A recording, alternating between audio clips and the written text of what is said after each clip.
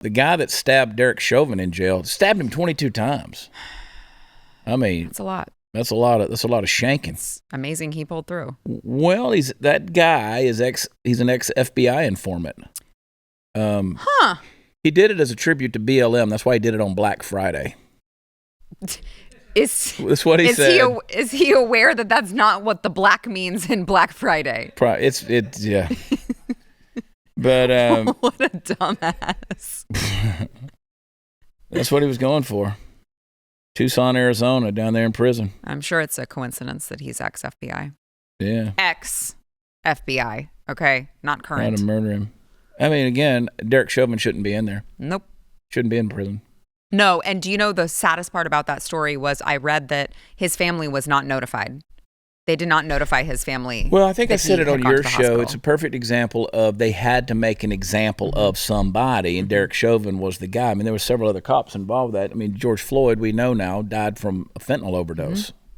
You know, where it was some of the stuff excessive. I mean, based on what the media showed you, it looks that way. But was it? I don't know. I don't know what. I mean, this. You know, he wasn't Saint George Floyd as the protesters want to try to make him out, and the murals try to picture him as some kind of angelic being. I mean, this is a guy who was a trash human being. I mean, he's a counterfeiting money and trying to spend counterfeit money.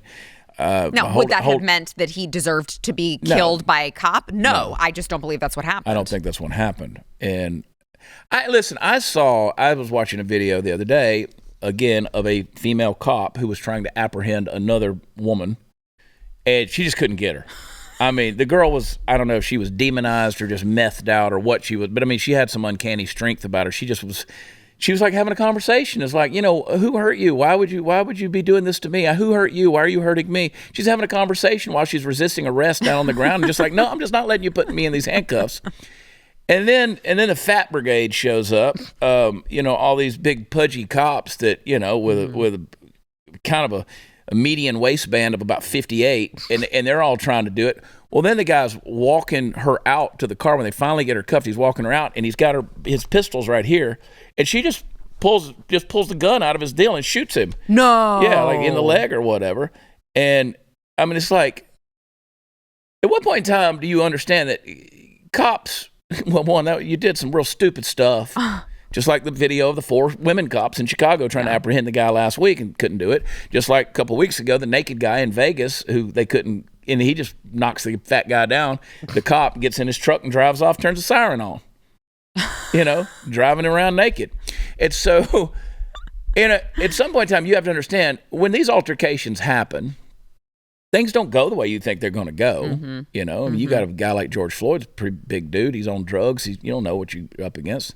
And again, does he deserve to die for those things we listed? I don't think he deserves to die for any of those things. Right. But, and then what happened? Right. But they had to make an example out of a guy like Derek Chauvin. And anybody that wants to go through, you know, the training drills and stuff like that cops and military and people like that go through, where you have to react in a split second, less than a blink of an eye, and you think you're going to pass those decision-making things, you're not.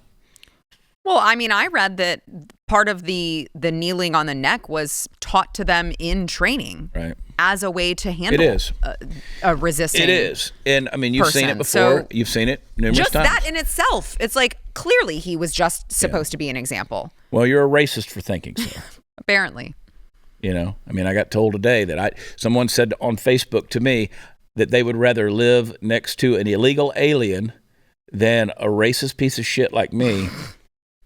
And I was like, okay, well, that time has come. Yeah. You will be living next door. And you're going to find out just how racist they are. Right.